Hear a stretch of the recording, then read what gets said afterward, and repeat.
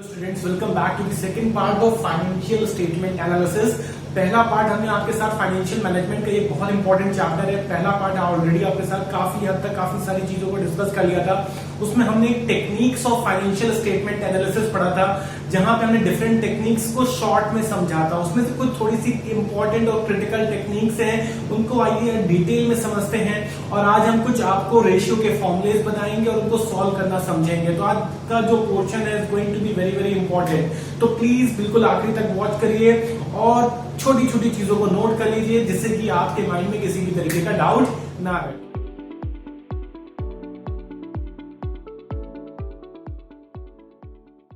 तो आइए समझते हैं ट्रेंड एनालिसिस को। ट्रेंड एनालिसिस हम कैसे सॉल्व करते हैं, कैसे हम परसेंटेज कैलकुलेट करते हैं। देखिए, ये जो हमें एग्जाम्पल दिया हुआ है, जो एग्जाम्पल हमने यहाँ पे नोट करके आपको दिया हुआ है, ये एक बैंक के डिपॉजिट्स को डिनोट करता है। एक बैंक है, मान लेते हैं पंजाब नेशनल बैंक है, तो उसके डिपॉजिट कुछ दिए हुए हैं हमें ईयर वाइज। अगर आप देखेंगे तो 1999 में डिपॉजिट कितना था, 2,05,59,498। 2000 में ये हो गया 2,66,45,251।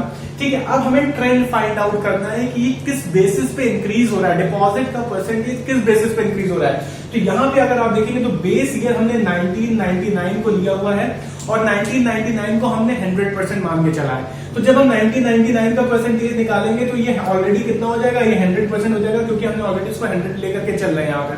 ठीक है, दूसरा अगर आप देखेंगे अब हम 2000 जो हमारा ईयर है वहां पे भी जज करना चाहते हैं कि ट्रेंड किस हिसाब से इंक्रीज हो रहा है।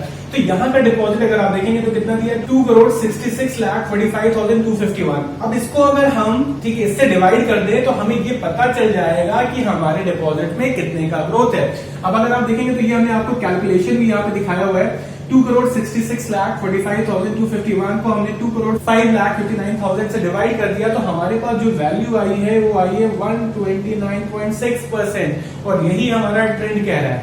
अब अगर हम 2001 को जज करना चाहते हैं तो ये जो वैल्यू है हमारी 3 करोड़ वाली, इसको हम डिवाइड कर देंगे, किससे डिवाइड कर देंगे, 2 करोड़, क्योंकि बेस हम कितना लेके चल रहे हैं 99 का। तो 99 की जो वैल्यू है उससे डिवाइड कर देंगे तो हमारी कितना आ जाएगा 155.5%। इसी तरीके से 2002 की जो वैल्यू है उसको हम डिवाइड कर देंगे 99 वाली वैल्यू से, और इसको हम फाइंड आउट कर लेंगे, आ जाएगा 181.4%। तो ये एक तरीका होता है ट्रेंड फाइंड आउट करने का। होप तो ये आपको समझ में आ गया होगा। आइए स्टूडेंट, ट्रेंड एनालिसिस के बाद हम फंड फ्लो और कैश फ्लो के कुछ मेजर डिफरेंसेस को पढ़ते हैं। फंड फ्लो मैनेज करने का काम फंड मैनेजर का होता है या कंपनी के फाइनेंस मैनेजर का होता है, जो ये इस बात की निगरानी रखता है कि कंपनी पैसा कहां से रेज करे, जिससे कि उसको प्रॉपर तरीके से यूटिलाइज करा जा सके। ठीक है, या कंपनी को पैसों की कितनी जरूरत है उसके अकॉर्डिंग वो कितना पैसा रेज करे, तो ये काम हो जाता है हमारा फाइनेंस मैनेजर इस बात को जज करता है, उसके अकॉर्डिंग पैसा रेज करता है।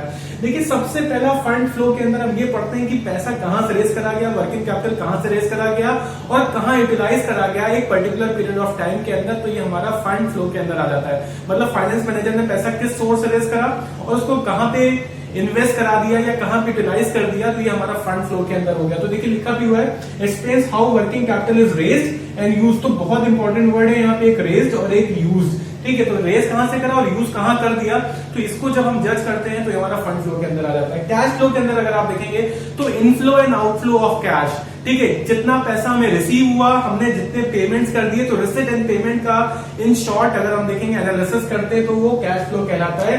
तो यहाँ पे दो इंपॉर्टेंट वर्ड है, inflow and outflow of cash during a particular period of time.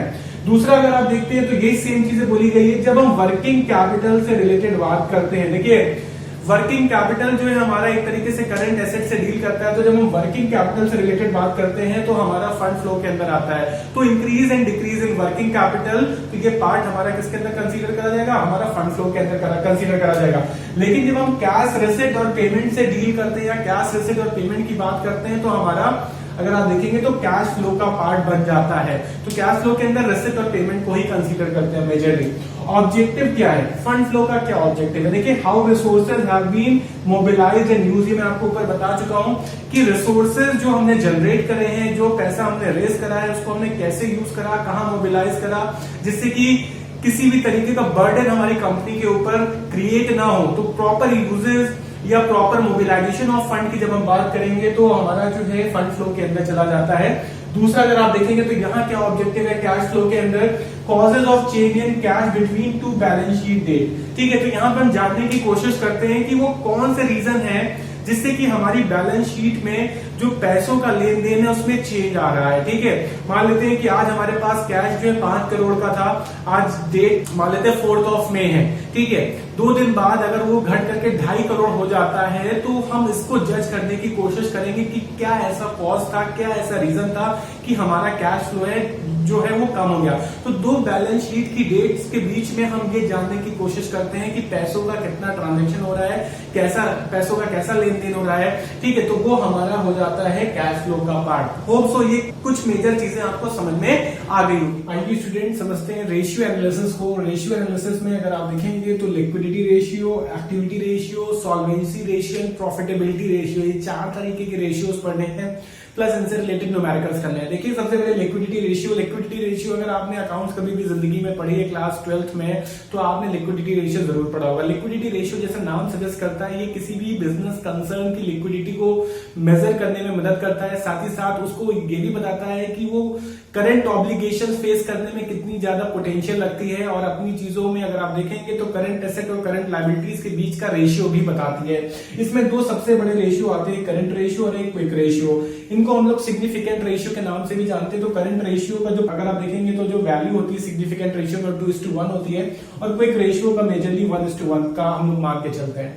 अब करंट रेशियो फॉर्मूला क्या होगा, current asset upon current liabilities. अगर आप देखेंगे तो करंट एसेट और करंट लायबिलिटीज के बीच का रिलेशनशिप जज करने में मदद करता है। साथ ही साथ किसी भी बिजनेस कंसर्न की पोटेंशियल को झलकाता है कि वो अपने करंट ऑब्लिगेशंस को, करंट रिस्पॉन्सिबिलिटीज को सही से फेस कर पाएगी कि नहीं फेस कर पाएगी, या अगर उसके ऊपर कोई लायबिलिटी है तो उसको वो पे ऑफ कर पाएगी कि नहीं पे ऑफ कर पाएगी करंट सिचुएशन में। तो ये हमारा करंट रेशियो बताने में मदद करता है। तो फॉर्मूला याद रखिएगा, current asset upon current liability, बहुत आसान सा फॉर्मूला है। क्विक रेशियो का quick asset upon quick liability, और क्विक लायबिलिटी को हम लोग करंट लायबिलिटी भी बोलते हैं। ठीक है, तो ये बहुत आसान सा है फॉर्मूला, ये होप सो मेरे ख्याल से आपको पता ही होगा।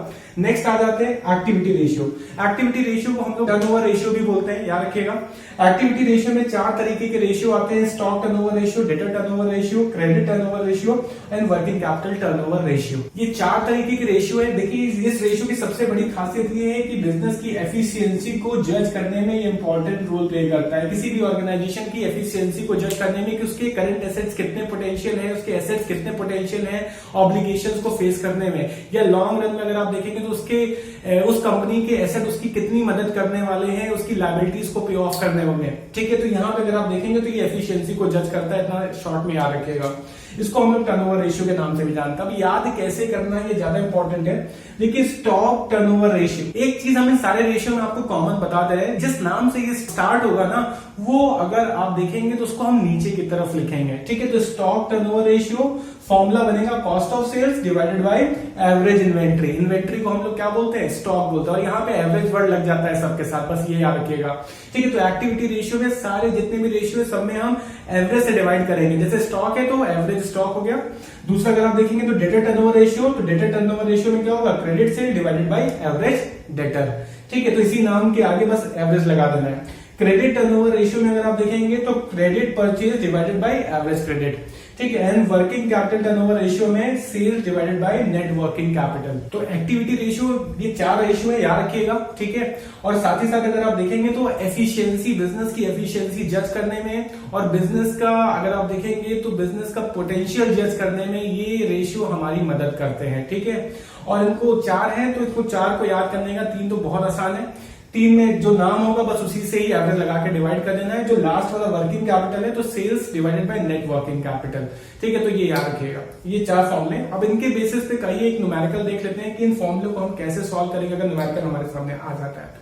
आइए स्टूडेंट्स एक क्वेश्चन को सॉल्व करते हैं और आपको कुछ कैलकुलेशन दिखाते हैं। देखिए 4 तरीके के रेशियो हैं, मैंने आपको बताया था। लिक्विडिटी रेशियो हो गया हमारा, टर्नओवर रेशियो हो गया, इसके बाद आप सॉल्वेंसी रेशियो और प्रॉफिटेबिलिटी रेशियो है। अभी मैंने आपको 2 के फॉर्मूलेस बताए हैं और उनसे रिलेटेड एक क्वेश्चन है जिसको हम सॉल्व करने की कोशिश करते हैं। देखिए एक कंपनी है मेसर्स XYZ लिमिटेड, उसकी बैलेंस शीट दी हुई है और उसके बेसिस में हमें रेशियो एनालाइज करना है कि हमारा जो बिजनेस कंसर्न है, ये जो हमारे पास बैलेंस शीट है वो क्या दर्शाती है, कंपनी के एसेट्स को, कंपनी की पोजीशन को कैसे क्या बता रही है, कंपनी की अगर आप देखेंगे तो कंपनी के बारे में ये बैलेंस शीट क्या बताती है, तो उसको हम रेशियो के थ्रू ही जज कर सकते हैं।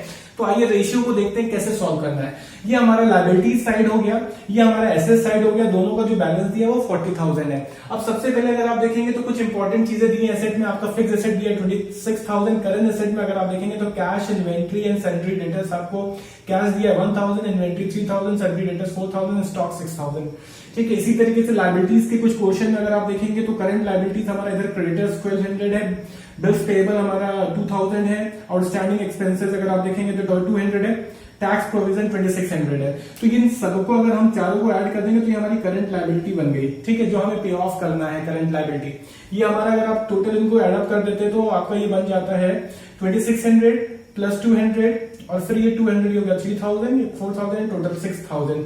तो जो आपका करंट लायबिलिटी का जो अमाउंट आ रहा है ये आ रहा है 6,000। तो करंट लायबिलिटी हमारी 6,000 यहाँ पे बन जाती है। ठीक है, एसेट्स में अगर आप देखेंगे तो करंट एसेट्स का अगर आप टोटल कर देते तो करंट एसेट्स का टोटल बन जाता है 40,000। तो करंट एसेट हमारे कितने हो गए 14,000 हो गए। ये हमारे करंट एसेट का पोर्शन है। इसमें से लिक्विड कौन कौन से हैं? लिक्विड वो होता है जिसको हम तुरंत कैश में कन्वर्ट कर सकते हैं, तो कैश ये ऑलरेडी लिक्विड है। इन्वेस्टमेंट आपका तुरंत कैश में कन्वर्ट हो सकता है, सन्ड्री डेटर्स आपका तुरंत कैश में कन्वर्ट हो सकता है। तो लिक्विड अगर आप देखेंगे तो 1000, 3000 और 4000, ये टोटल अगर आप देखते हैं तो जो अमाउंट है हमारा ये 8,000 का जो अमाउंट है ये 8,000 हमारा लिक्विड है। ठीक है, आइए सॉल्व करते हैं लिक्विड रेशियो को, जो मैंने आपको सबसे पहले बताया था। इसमें दो चीजें आती हैं। पहले आप देखेंगे तो करंट रेशियो आएगा। करंट रेशियो का तो बहुत आसान सा फॉर्मूला है, current asset upon current liabilities. Current asset हमने यहाँ पे कैलकुलेट ही कर लिया था। ये हमारा करंट एसेट है, अगर हम सबको जोड़ देते हैं तो 14,000 करंट एसेट हो गया। करंट लायबिलिटीज हमने यहाँ पे जोड़ रखा है, अगर आप देखेंगे तो इन सबको ऐड कर देंगे तो ये आपकी करंट लायबिलिटीज का अमाउंट दिया हुआ है, ये आपका आ जाएगा 6,000। तो 14,000 डिवाइडेड बाई 6,000 ये आपका आ जाएगा 2.33 रेशियो इज टू 1 या 2.33 इज टू 1। ठीक है, तो ये आपका करंट रेशियो आ गया। इसके बाद लिक्विड रेशियो आपसे निकालने के लिए बोला गया है। तो लिक्विड रेशियो के लिए फॉर्मूला होता है liquid assets upon current liabilities.